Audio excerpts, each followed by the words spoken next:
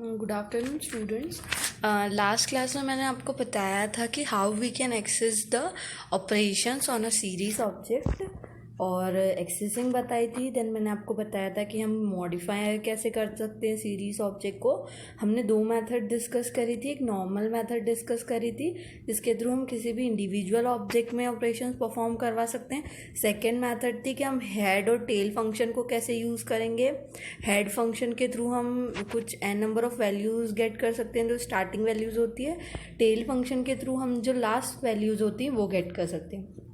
Now next, अब हम आगे कंटिन्यू करते हैं। That is third operation, it is a vector operations on the series object. The first of all read what do you mean by the vector operations. The vector operation means that if we apply a functional expression, then it is individually applied on each item of a object.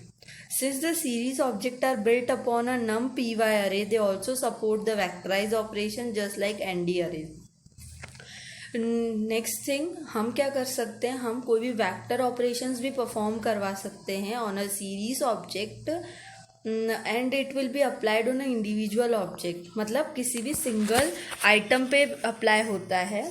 और हम लोग को पता है कि नम P Y अरे vectors operation को support करता है, सिमिलरली हमारा सीरीज ऑब्जेक्ट भी. तो हम इसको समझते हैं कि हम वेक्टर ऑपरेशन किसी भी सीरीज ऑब्जेक्ट पे कैसे परफॉर्म करवा सकते हैं. तो उसके लिए हमारे पास हमारा एग्जाम्पल है, that is suppose we have a panda series object 2.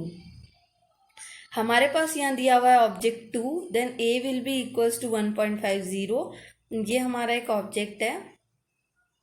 Now next, ये फर्स्ट ऑफ ऑल देख लीजिए, आपका ऑब्जेक्ट है, इसमें इंडेक्स है ABCDE, उसकी वैल्यूज हैं, उसका डेटा टाइप दे रखा है. ठीक है, अब हम इस पे कैसे एक वेक्टर ऑपरेशन परफॉर्म कराएंगे. This are the legal operation, that is object 2 दे रखा है +2 करवा सकते हैं, ऑब्जेक्ट 2 पे मल्टीप्लाई 3 भी करवा सकते हैं. ठीक है, तो in all this above expression the given operation will be carried out in the vectorised way and it will be applied to each item of a series object. देखते हैं फर्स्ट वाला ऑपरेशन कैसे परफॉर्म हो रहा है. देखिए, object 2 +2, object 2 की क्या वैल्यू थी वहाँ पे हमारे पास, ऑब्जेक्ट 2 की वैल्यू थी 1.50. 1.50 +2 किया तो दैट इज 3.50.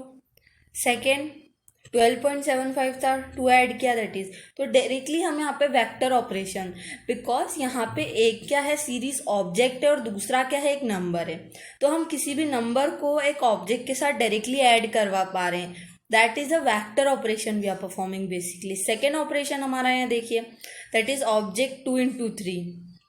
हमारा वहाँ पे ऑब्जेक्ट था 1.50. ठीक है, देखिए यहाँ पे 1.50 था, इंटू 3 करा तो दैट विल बी 4.50. तो एंड ऑब्जेक्ट 2 > 15, यहाँ पे हम कंडीशन भी चेक करा सकते हैं. ऑब्जेक्ट 2 क्या था, 1.50 इज > 15 नहीं है, फॉल्स आंसर आ जाएगा. तो basically you can perform any kind of vector operation on the series object.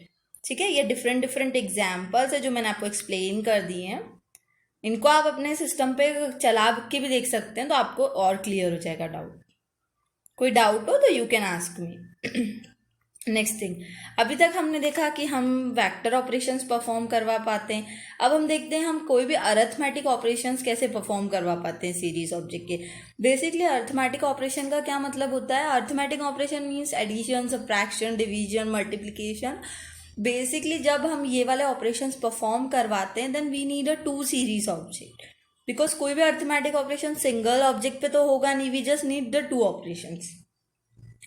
Then here what is written, it will calculate the result on the 2 corresponding items of a 2 object given in expression, but it has a caveat, the operation is performed only on the matching indices. If the first object has 2 indices then it will perform arithmetic only with the. देखिए, हम यहाँ पे vector operations perform करवा पा रहे थे, हम यहाँ पे अरिथमेटिक ऑपरेशंस भी परफॉर्म करवा पाते हैं, बट एक कंडीशन है कि जब भी हम 2 सीरीज ऑब्जेक्ट के ऊपर अरिथमेटिक ऑपरेशन लगाते हैं तो वहाँ पर एक कंडीशन होती है कि अगर दोनों में सेम नंबर ऑफ इंडेक्सेस है तभी वो ऑपरेशन परफॉर्म करेगा, अदरवाइज वो नैन रिटर्न कर देगा. That is not a number.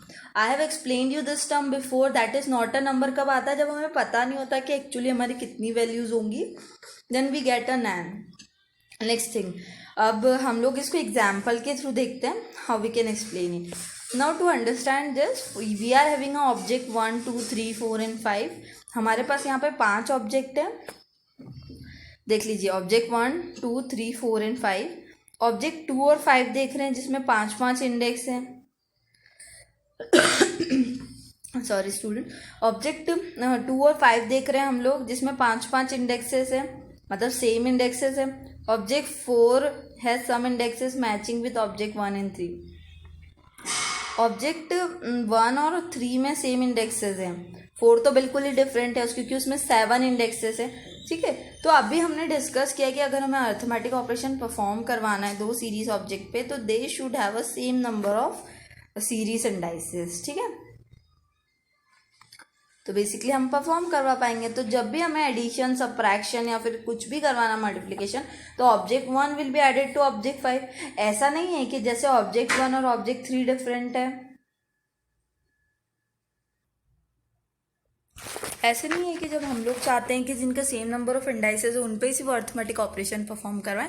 अगर हम चाहते हैं कि ऑब्जेक्ट 1 और ऑब्जेक्ट 4 भी ऐड हो जाए तो क्या होगा, 0 से लेकर 4 इंडेक्सेस तक तो वो वैल्यूज को ऐड कर देगा, बट 5 6 7 के आंसर में वो क्या रिटर्न करेगा, NaN. That I already have explained you. ठीक है students, so have you understood it? Having any kind of doubt you can ask me. Next, अब नेक्स्ट ऑपरेशन क्या है, that is filtering the entries. You can filter out entries from a series object using the expression that are of the Boolean type as per the following syntax.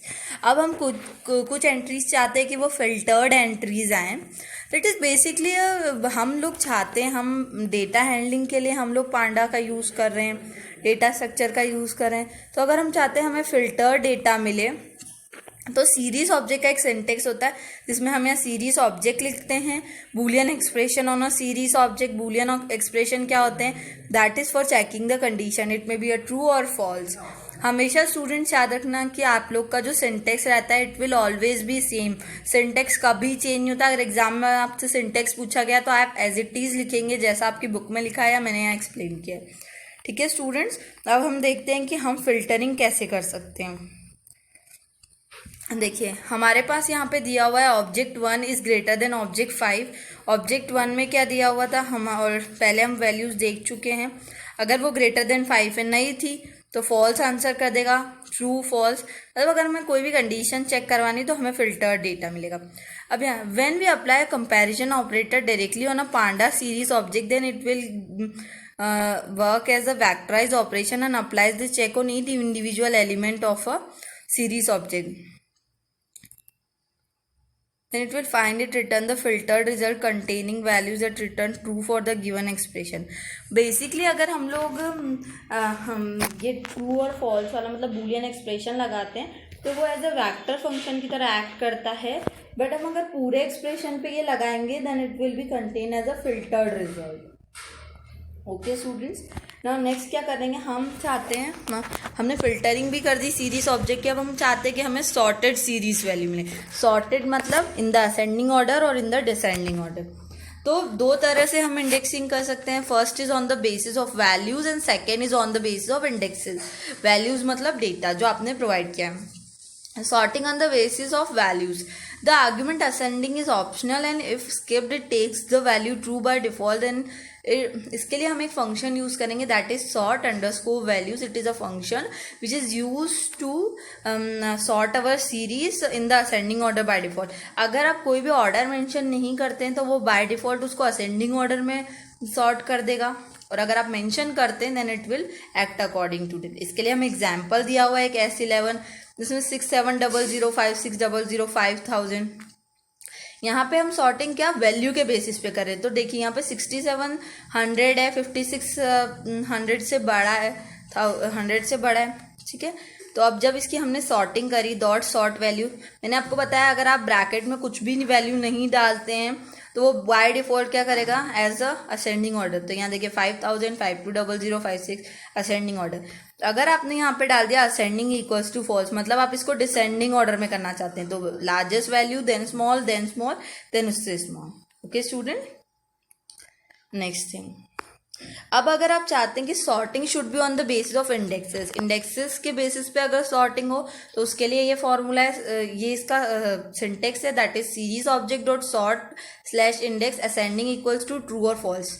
इसमें भी condition है, आप चाहते हैं तो ascending, by default तो ascending ही use होगा अगर आप कोई भी आर्गुमेंट नहीं देते हैं तो। इसके एग्जाम्पल देखते हैं।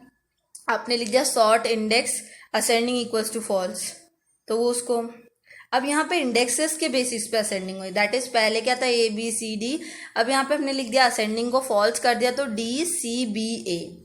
हमेशा याद रखना कि अगर हम सॉर्ट इंडेक्स के फॉर्म में करना चाहते हैं तो कौन सा फंक्शन यूज करेंगे, और हम चाहते हैं अगर सॉर्टिंग हम वैल्यू के बेसिस पे करेंगे तो कौन सा फंक्शन यूज करेंगे। स्टूडेंट्स, यहाँ पे हमारे जितने नंबर ऑफ ऑपरेशंस हम सीरीज ऑब्जेक्ट पे कर सकते हैं ख़त्म होते हैं। हम डिस्कस कर चुके हैं कि सीरीज ऑब्जेक्ट क्रिएट कैसे करते हैं, हम उसमें उसको एक्सेस कैसे करते हैं, उसमें वैल्यूज़ कैसे डलती है, कितने नंबर ऑफ ऑपरेशंस परफॉर्म होंगे, उस पर जो एक्स्ट्रा ऑपरेशंस परफॉर्म होते हैं वो कैसे होते हैं, मैं आपको सब कुछ एक्सप्लेन कर चुकी हूँ students. Now here we end our series object. यहाँ पे हम हमारा series object, series data structure end करते हैं। अब हम हमारा data frame data structure start करेंगे। आपके सिलेबस में 2 डेटा स्ट्रक्चर्स हैं, that is series data structure and data frame data structure. Series data structure मैं यहाँ खत्म कर चुकी हूँ। स्टूडेंट्स प्लीज पहले के भी वीडियोस आप रेफर करें, ये वीडियोस भी आप देखें। अब एक लास्ट बचा हुआ है, that is difference between NumPy array. Suppose अगर एग्जाम में ऐसा क्वेश्चन आता है then you should know it. तो ये डिफरेंस है, मैंने आपको दे रखा है, यू कैन रीड इट। दोनों के बीच में डिफरेंसेस क्या होते हैं मैं आपको रीड करके बता देती हूँ। The major differences in the ND array, that is numpy arrays, and the series object.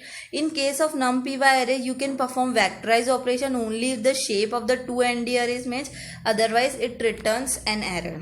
मतलब इसने क्या बोला है कि numpy array के अंदर आप तभी vectorize ऑपरेशन परफॉर्म करवा पाते हैं जब उनके शेप सेम होंगे।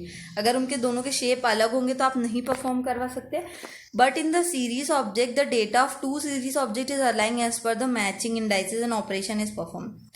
मतलब जब हम सीरीज ऑब्जेक्ट के ऊपर वेक्टराइज ऑपरेशन परफॉर्म करते हैं then we does not concern about it shape. हमें शेप की रिक्वायरमेंट नहीं है, क्योंकि सीरीज ऑब्जेक्ट के अंदर ऑपरेशंस क्या पे परफॉर्म होते हैं, इंडेक्सेस पे परफॉर्म होते हैं, इसीलिए यहाँ पर कोई एरर नहीं आएगी। एक डिफरेंस और होता है, that is in ND arrays indexes are always numeric starting from 0 onward, but series can be any type of indexes. जैसे कि हमने देखा एनडी अरेज में क्या होता है, इंडेक्स सिर्फ हमेशा 0 से स्टार्ट होता है, बट हम सीरीज ऑब्जेक्ट में कुछ भी रख सकते हैं। It can be a letter, it can be a number, it can be a string also. ठीक है, तो ये 2 major differences and you should know them. Suppose आपसे वाइवा में पूछा जाता है what is a difference between NumPy array और a series object, then you should know it. So students, here we end our series data structure. Next class से हम data frame data structure start करेंगे। So students, if you are having any kind of doubts, you can ask me. Now student, this is all for the day. Thank you.